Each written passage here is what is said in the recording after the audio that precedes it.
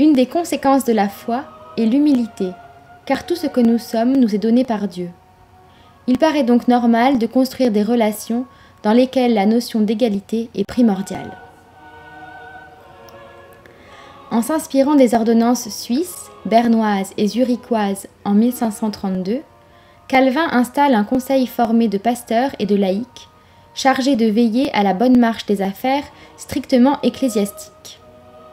La base de cette organisation est le sacerdoce universel, qui instaure une place identique au sein de l'Église à chaque baptisé.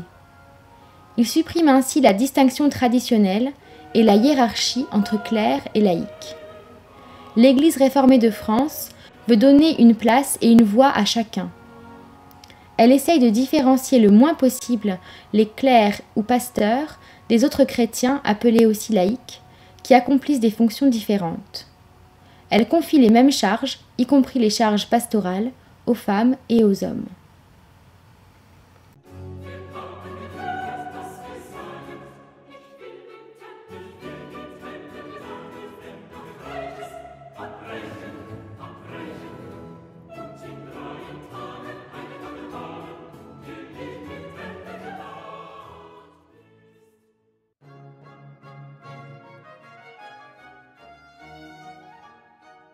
Aujourd'hui, parmi les pasteurs, environ 30% sont des femmes, 15% sont de nationalité étrangère et 20% ont un ministère spécialisé.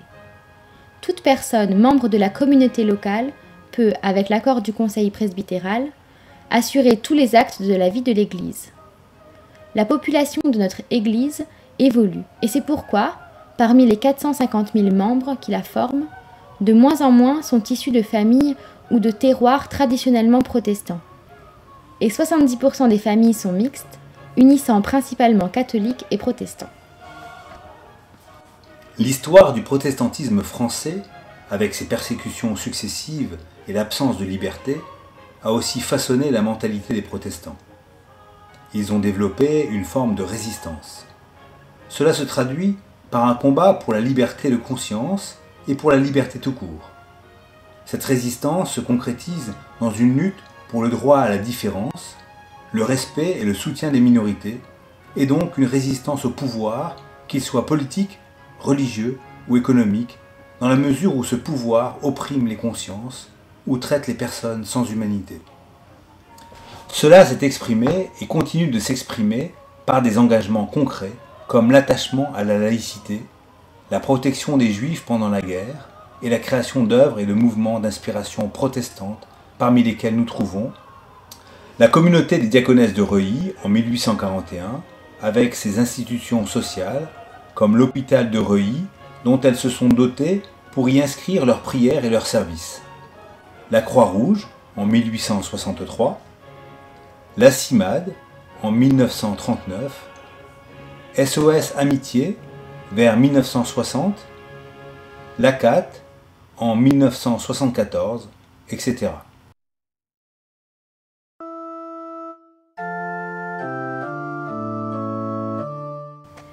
Pour assurer sa mission de témoignage, l'Église réformée de France s'est dotée d'une organisation de type associatif, au sein de laquelle divers ministères sont reconnus. L'Église réformée de France est organisée autour de 2 pôles, selon un régime participatif dit presbytérien synodal. Il s'appuie d'une part sur le pôle local dit presbytérien. L'Église locale est juridiquement constituée en association cultuelle selon la loi de 1905. Elle est gouvernée par un comité directeur, appelé Conseil presbytéral ou Conseil des anciens, élu par l'Assemblée générale pour 3 ans et qui a la charge pastorale de la communauté, qui comprend la vie spirituelle, l'unité, la vie matérielle.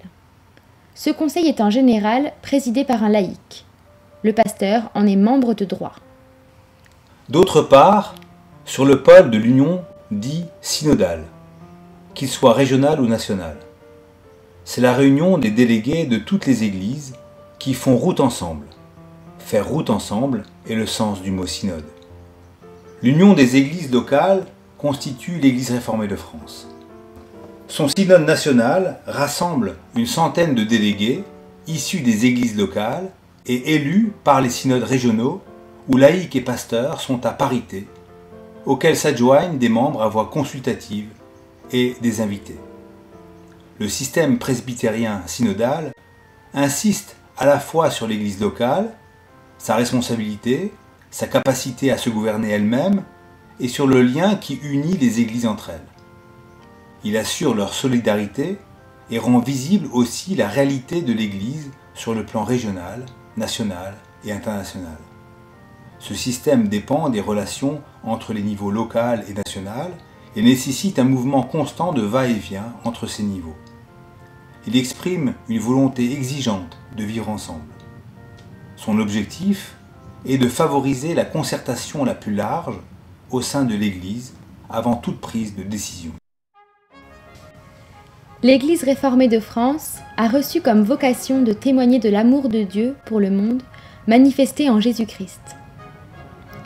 Cet amour de Dieu est source de libération pour tout être, libération de tout ce qui enferme l'humain, l'égocentrisme, les dogmatismes, les peurs de l'avenir qui sont autant d'idoles. Cette bonne nouvelle, reçue dans la foi, ouvre à chacun un avenir où tout est possible, et dans lequel nous sommes guidés par la parole de Dieu sur un chemin d'humanité.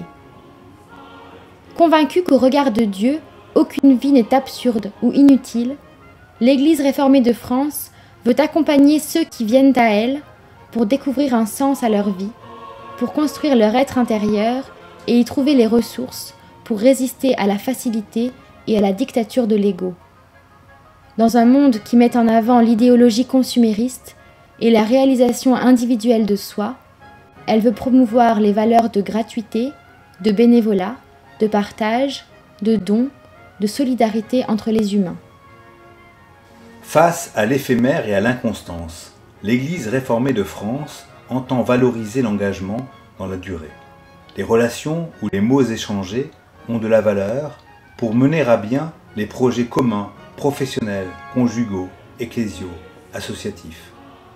Elle est déterminée à avoir une attitude d'engagement positive et vigilant dans la société pour contribuer au bien commun, renforcer l'attention à l'autre, son cheminement, sa culture, sa liberté, respecter les diversités culturelles et environnementales, comprendre la citoyenneté comme une nécessité du vivre ensemble, promouvoir la paix entre les êtres, dénoncer les injustices, l'utilisation de l'argent pour asservir et tous les fanatismes.